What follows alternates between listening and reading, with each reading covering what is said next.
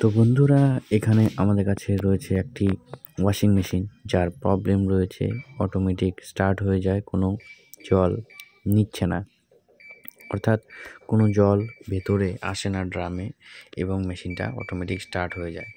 তো আমি মেশিনটাকে চালাচ্ছি, দেখে নাও প্রবলেমটা। তো স্টার্ট দিলাম, দেখো এখন অবধি কোনো কিন্তু জল আসেনি, ঠিক আছে? কোনো জল কিন্তু এখনও ফিল আপ হয়নি। তোমরা দেখতে পাচ্ছ মেশিন কিন্তু চালু হয়ে গেল, দেখো মেশিন কিন্তু চলছে, অতএব জল কিন্তু ঢুকেনি, শুকনোভাবে কিন্তু মেশিনটা চালু হয়ে গেছে। তো কেন এটা হয়েছে সেটার জন্য আমি খুলে ফেললাম। ইনলেট ভালভ আমি চেক করে নিচ্ছি। ইনলেট ভালভ সাধারণত দেখা যাচ্ছে ঠিকই আছে। আমার যেটা মেন সন্দেহ আছে, এই প্রেশার সেন্সার যেটাকে বলে ওয়াটার লেভেল সেন্সার, এই সেন্সারের সমস্যাটাই সবথেকে বেশি হয়ে থাকে, ঠিক আছে? তো আমি এটাকে দেখি, খুলে নিই সবার আগে। তো এখানে লক দেওয়া থাকে, নিচে উপরে লক দেওয়া থাকে। তো এটাকে আমি আস্তে করে এখান থেকে খুলে নেব। তোমরা দেখে নাও বিষয়টি। এই জিনিসটা দেখার পরে এইভাবেই কাজ করবে। তো দেখছো যে এটার মধ্যে অনেকটা জল ঢুকে গেছে, মানে আমি আরও কনফার্ম হয়ে গেলাম যে এই প্রেশার সেন্সার অর্থাৎ ওয়াটার লেভেল সেন্সারটারই কিন্তু প্রবলেম থাকতে পারে। তো আমি এই মিটার যেটা আছে, আমার মিটার দিয়ে এটার কন্টিনিউটি রেজিস্ট্যান্সটা দেখব কী আছে। কন্টিনিউটি যদি ঠিক থাকে তাহলে সেন্সার ঠিক থাকে, কিন্তু এটার যে ভিতরের মধ্যে ভালভ থাকে সেই ভালভটি খারাপ হয়ে যাওয়ার কারণেই অটোমেটিক রেজিস্ট্যান্স করতে পারে না, অর্থাৎ পিসিবিকে সঙ্গে দিতে পারে না।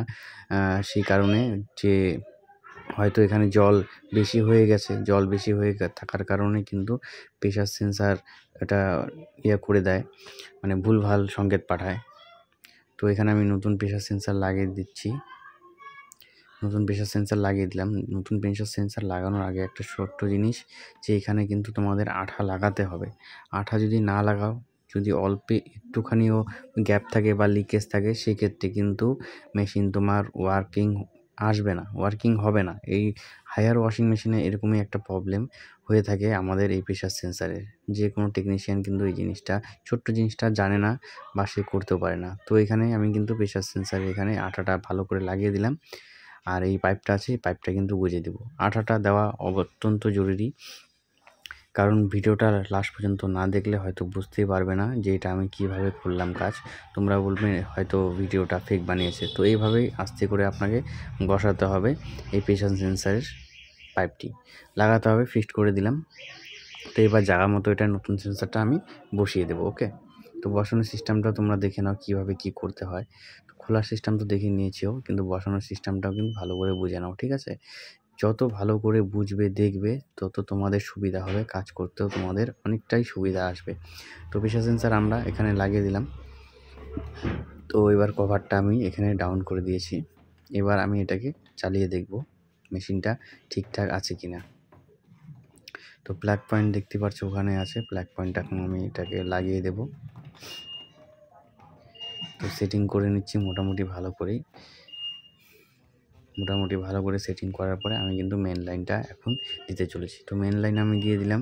এখানে দেখো আমি ওয়াটার লেভেল দিলাম এবং এটাকে স্টার্ট করলাম। স্টার্ট করতে দেখো জলের লাইনটা কিন্তু চলে আসলো। তো জল চলে আসলো, তোমরা বুঝতেই পারছো যে হয়ে গেছে, মেশিনটা ঠিক হয়ে গেছে।